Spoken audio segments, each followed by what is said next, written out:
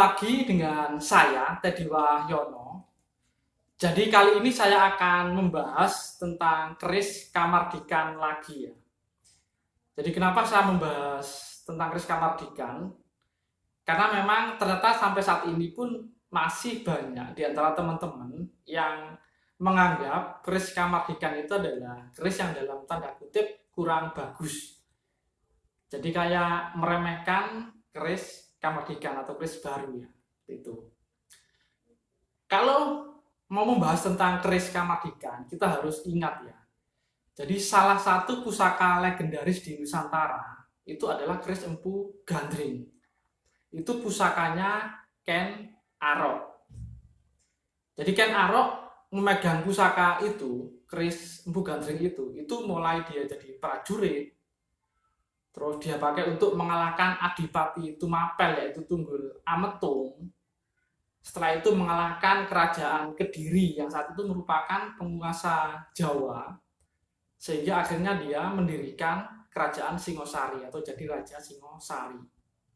Dan pusaka Ken Arok tersebut itu adalah keris baru atau keris yang dia pesan di era itu. Jadi Ken Arok tidak memakai keris dari era sebelumnya.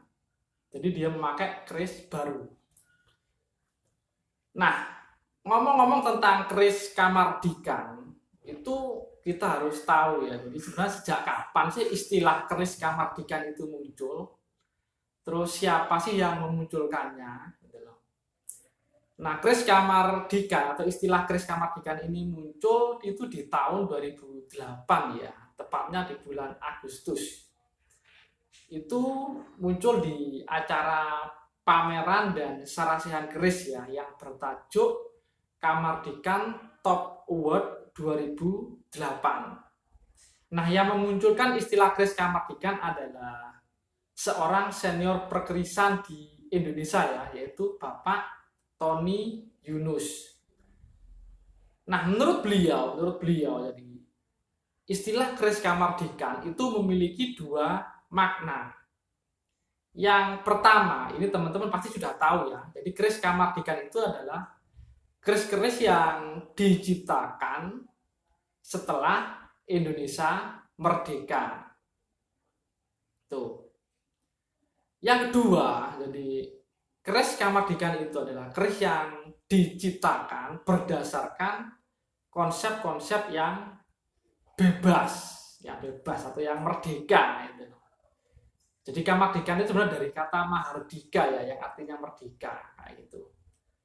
Jadi yang keris yang berdasarkan konsep yang bebas itu jadi itu merujuk pada dapur baru ya.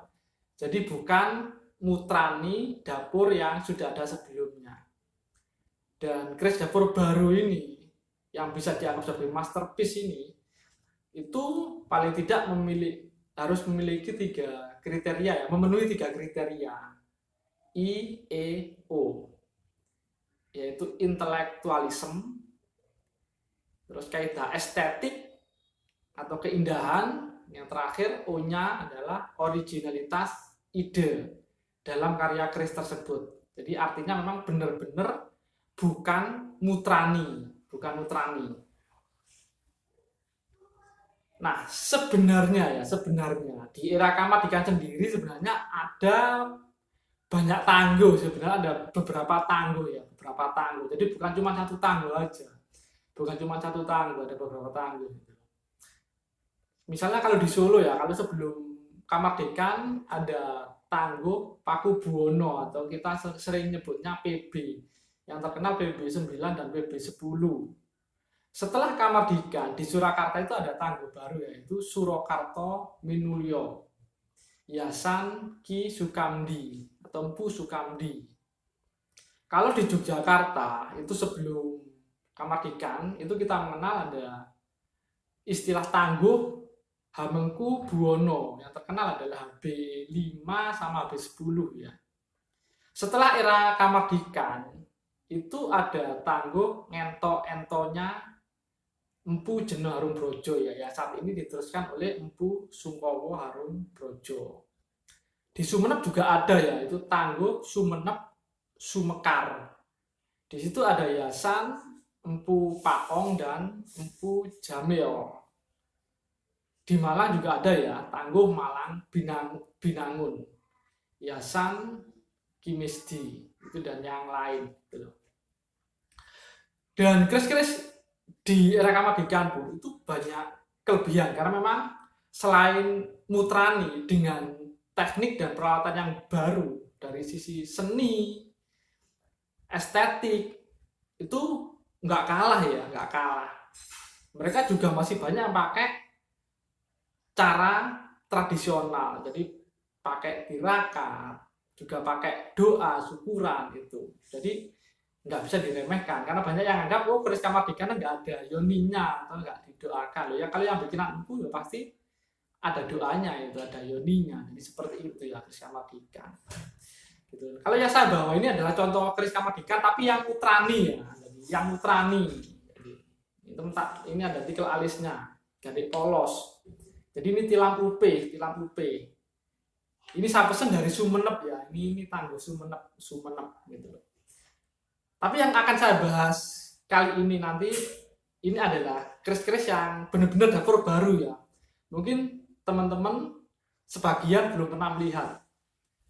Nah, mari kita saksikan sama-sama.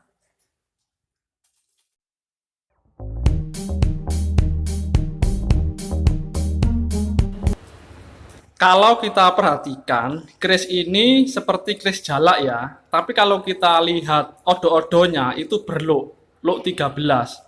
Jadi seolah-olah gabungan dari dua keris ya, keris jalak dan keris luk 13 gandik polos dan cokaan 2, yaitu Johan Mangan Kolo.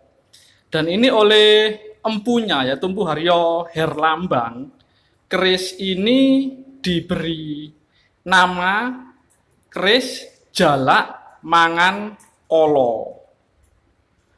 Nah, itu silakan diperhatikan baik-baik ya, terutama yang odo-odonya. Kalau ini betok dengan relief Dewa Ruci yang dirancang oleh Insinyur Haryono Haryoguritno. Beliau adalah seorang penulis buku keris. Kalau ini adalah keris dapur gelombang cinta karya Empu Sukamdi. Nah, ini sangat indah ya.